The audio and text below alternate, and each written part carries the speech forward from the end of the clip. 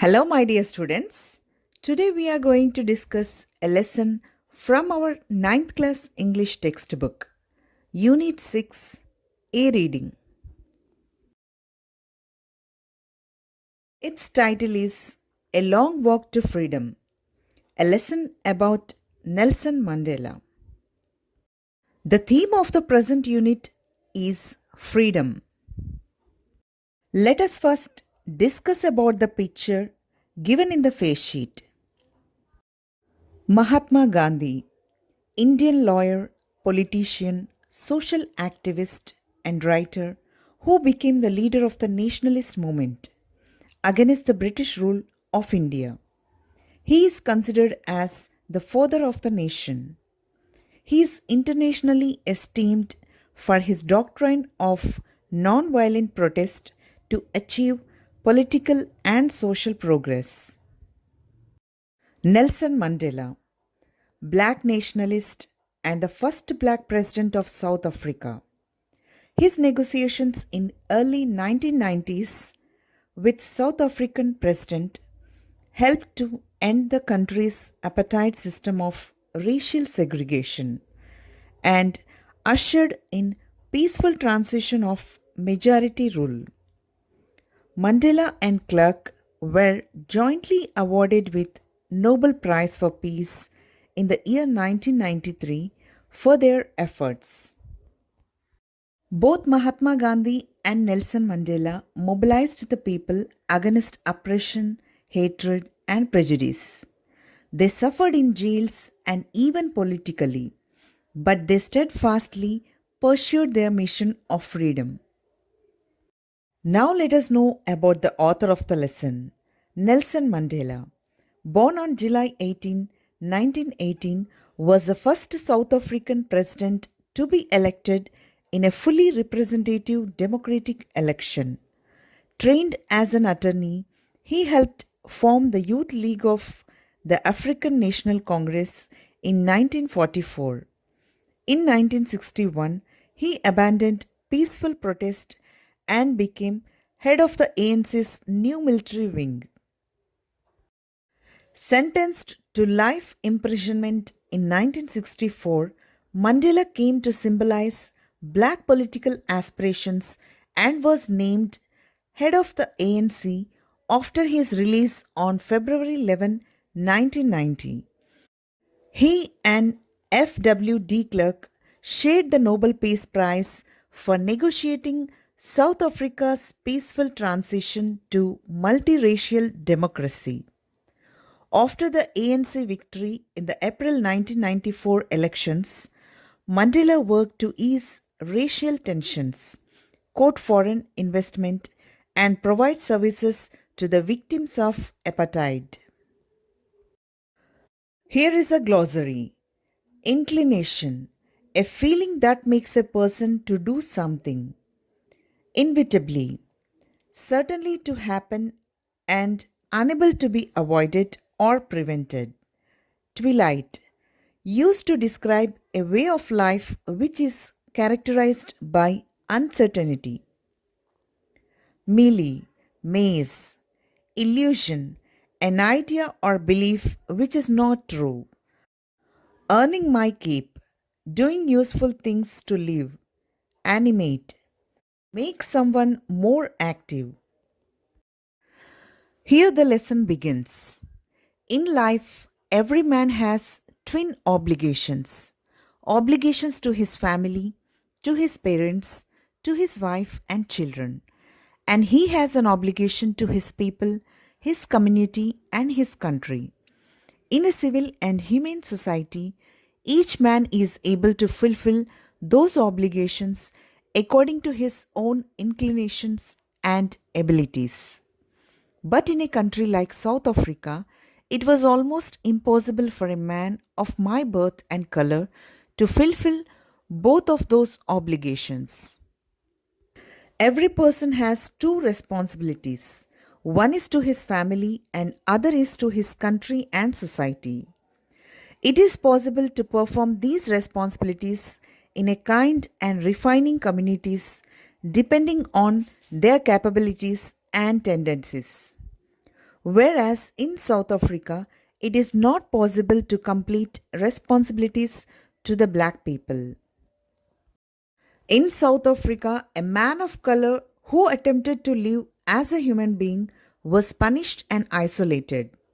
In South Africa, a man who tried to fulfill his duty to his people was inevitably ripped from his family and his home and was forced to live a life apart, a twilight existence of secrecy and rebellion. In South Africa, if anyone tried to lead a free life, was given punishment and was separated from his family and home. Forcibly, they had to live secretly life away from family and become a rebellion against to the rule. I did not in the beginning choose to place my people above my family, but in attempting to serve my people, I found that I was prevented from fulfilling my obligations as a son, a brother, a father, and a husband. At the beginning, Mandela used to give preference to his family, but with the desire to serve his society, he was forced to leave the family and its responsibilities. I was not born with a hunger to be free. I was born free, free in every way that I could know. As a child, he was not hungry for the freedom as he thought he was free up to his knowledge. Free to run in the fields near my mother's hut, free to swim in the clear stream that ran through my village, free to roast mealies under the stars and ride the broad backs of slow moving bulls. In his childhood, he was free to play in the fields, free to play and swim in the running water, free to roast the maize and eat under the stars. He enjoyed the riding on a bull. As long as I obeyed my father and abided by the customs of my tribe, I was not troubled by the laws of man or God. As far as he followed the instructions of his father and his culture and traditions of his tribe, he was free and happy, and not faced any difficulties with human laws or laws of God. It was only when I began to learn that my boyhood freedom was an illusion, when I discovered as a young man that my freedom had already been taken from me, that I began to hunger for it. At first, as a student, I wanted freedom only for myself. The transitory freedoms of being able to stay out at night, read what I pleased, and go where I chose. After growing up to a young man, he realized that his freedom in his childhood was just his illusion and not true. His freedom was already in some other's hand. Then he had a desire of getting freedom. At the beginning, when he was a student, staying out in the night times, reading the books which he wanted, and going to his choicest places were his thoughts for freedom.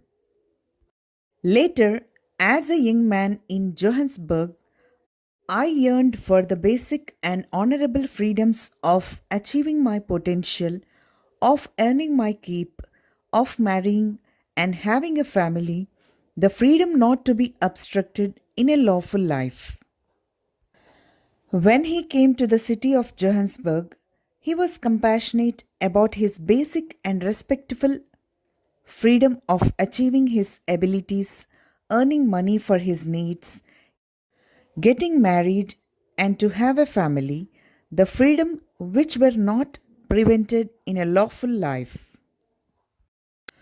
But then I slowly saw that not only was I not free, but my brothers and sisters were not free. I saw that it was not just my freedom that was curtailed, but the freedom of everyone who looked like I did. That is when I joined the African National Congress, And that is when the hunger for my own freedom became the greater hunger for the freedom of my people. When he realized that not only his freedom, but the freedom of his people who were born of his color was also taken off, then he joined the African National Congress to fulfill the hunger of freedom for him and his people.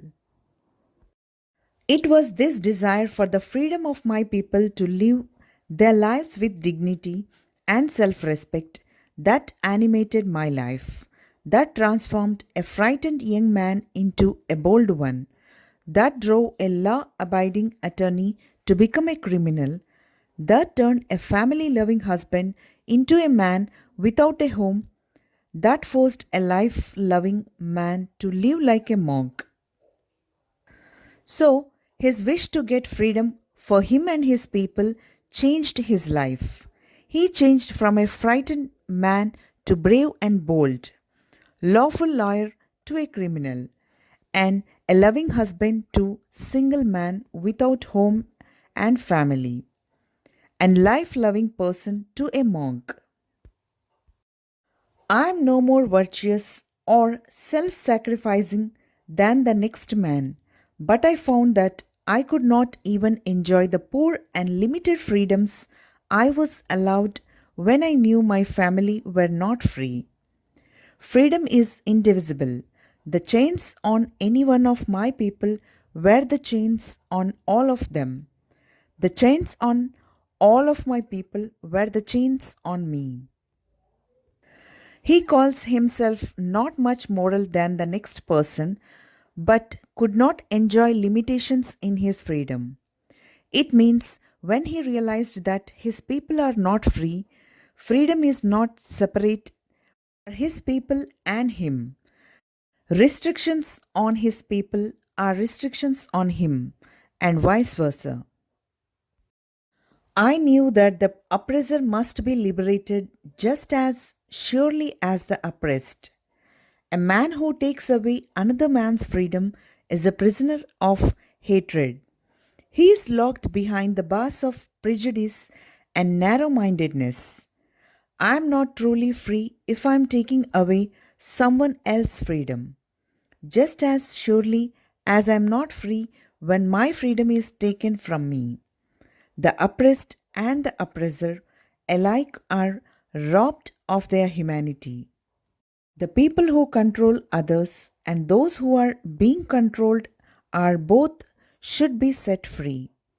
Person who is taking away others' freedom is also not free, as he is in the prison of hatred.